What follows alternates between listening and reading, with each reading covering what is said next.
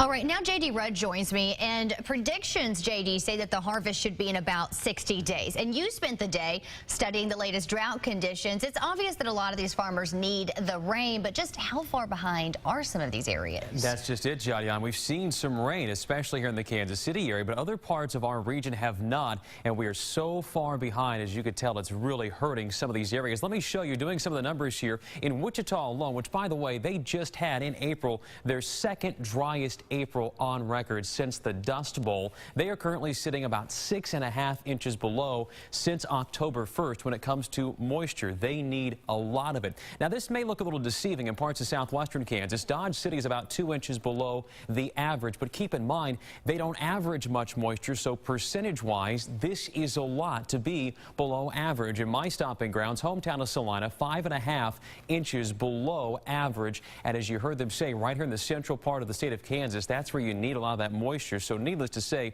we need the rain. And this morning, we had the newest drought monitor released from those who look at these kind of episodes and see what's going on here. And look at the color coding. Let me just point this out to you. This red is an extreme drought. You go back to this orange shade, that's severe drought, then moderate drought, and the yellow, which includes Kansas City, is still dry. Now, in addition to needing the rain, we've had dust storms in parts of western Kansas and high winds too. And we spoke to one farmer from west central Kansas. That is not helping the crops either.